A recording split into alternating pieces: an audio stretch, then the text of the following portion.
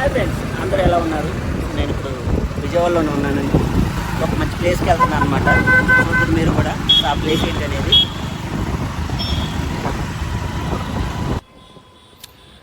So నేను bench circle కొంచెం ముందు రూట్లో అయితే వెళ్తున్నాను. సో మీకు చూపిస్తాను ఏంటి అనేది. సో ఈ గల్లీలో వెళ్తున్నాం అనమాట. సో మెయిన్ రోడ్ ఇది మొత్తం కూడా.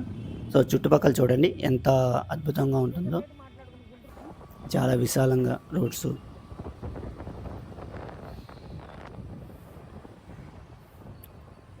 సో మొత్తం కూడా చాలా అద్భుతంగా ఉందన్నమాట.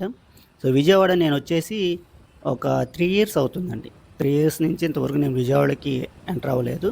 సో ఫస్ట్ టైం అనమాట విజయవాడ. 3 ఇయర్స్ అప్పుడు నేను ఒక 1 ఇయర్ పాటు ఉన్నాను విజయవాడలో. అప్పుడు ఇవంతా కూడా నేను తిరిగాను అనమాట. సో ప్రజెంట్ నేను మళ్ళీ రీసెంట్గా విజయవాడ వచ్చాను.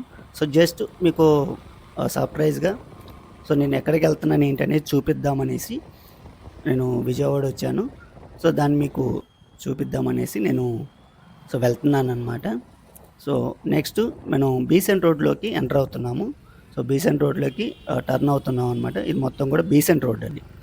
సో బీసెంట్ రోడ్లో సో మీరు ఆల్రెడీ చూసే ఉంటారు, విజయవాడ వల్ల అయితే మీకు అర్థమవుద్ది అనమాట. సో బీసెంట్ రోడ్లో ఎలా ఉంటుంది ఏంటి అసలు, సో ఆ వాతావరణం ఏంటి అనేది మొత్తం కూడా సో మీకు క్లియర్గా తెలుస్తుంది అనమాట. సో బీసెంట్ రోడ్లో మనం వెళ్తున్నామంటే నైట్ పూటగా మనం వెళ్తుంటే సో ఆ వ్యూ అనేది చాలా అద్భుతంగా ఉంటుంది.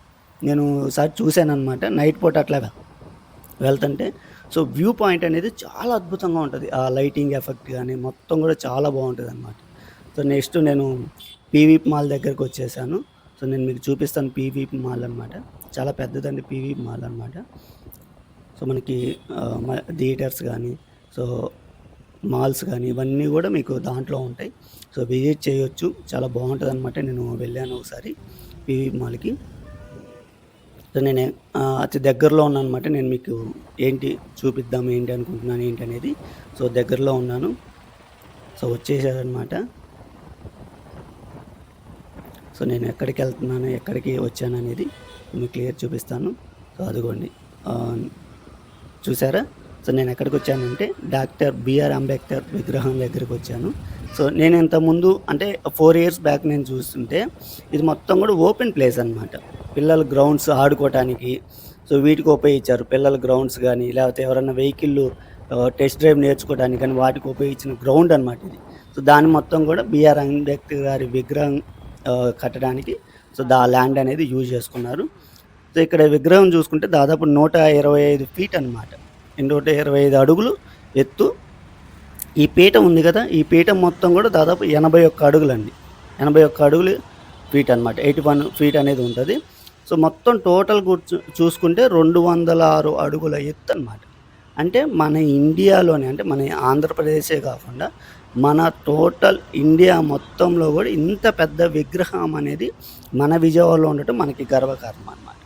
సో నేను అది చూపిద్దామనేసి మీకు వచ్చాను. సో చాలా హైట్ అండి. దాదాపు 390 టన్నులు స్టీల్ వాడారు. అదే కాకుండా 120 టన్నులు బ్రాంచ్ వాడారు. సో నేను అది చూపిస్తున్నాను.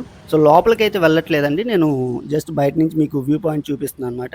నెక్స్ట్ వీడియోలో నేను లోపలికి వెళ్ళేసి సో ఎలా ఉంటుంది ఏంటి అక్కడ వాతావరణం ఏంటి సో మనం పైకి వెళ్ళి చూడటం అని మొత్తం కూడా నేను మీకు చూపిస్తాను. చూడండి అంబేద్కర్ విగ్రహం అనమాట. సో నేను ఈ వీడియోని ఇంతటితో మీకు ఎండ్ చేస్తున్నాను. సో మన ఛానల్ని సబ్స్క్రైబ్ చేసుకోండి. సో లైక్ చేయండి. మీకు ఈ వీడియో ఎలా ఉంది ఏంటి అనేది కామెంట్ రూపంలో తెలియజేయండి.